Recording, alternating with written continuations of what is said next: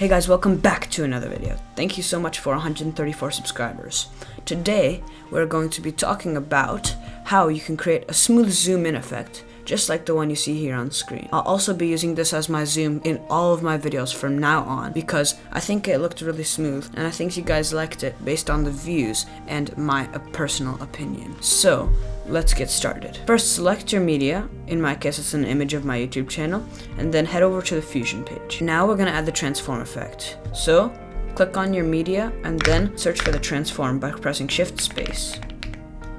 And then click add. Now your transform is connected. Next, go to where you want the animation to start. In my case, probably let's say at frame number 60, so 1 second in, and then keyframe the size and center parameters. Then choose how long you want your animation to be. This is extremely important since this can affect the smoothness and feel of your animation. I'm gonna choose 20 frames. Now, zoom into the size that you want. I'm just gonna do 2.5.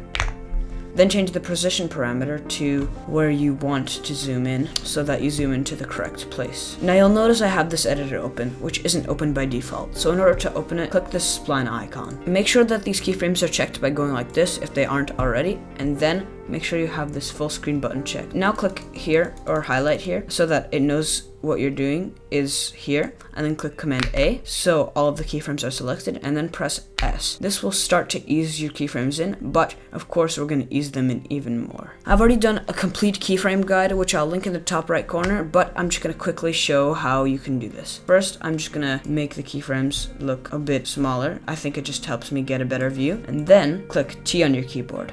This will bring out the ease in and ease out parameters. I'm going to ease it in a decent amount, and also I'm going to ease it out a little bit, but not nearly as much as my ease in. Now you can see the animation already looks pretty smooth, but there's something we can do to make it much smoother. Go to the settings tab and check motion blur. Now you can play around with the settings. My personal settings are quality 4 and shutter angle 240. I use 360 as a shutter angle for any other animation except for zooms. Here's the reason why. 360 would be just enough motion blur that moving elements on screen might look good, but if the entire screen is moving, I don't want there to be that much motion blur. So I'm going to put the shutter angle at 240.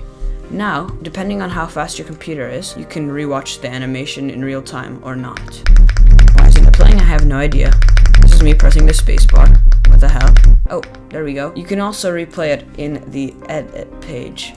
See how smooth that is? And also, if you scrub in the timeline, you can see the motion blur. Looks pretty good. And that's it. Thanks for watching, and I'll see you in the next video. Bye!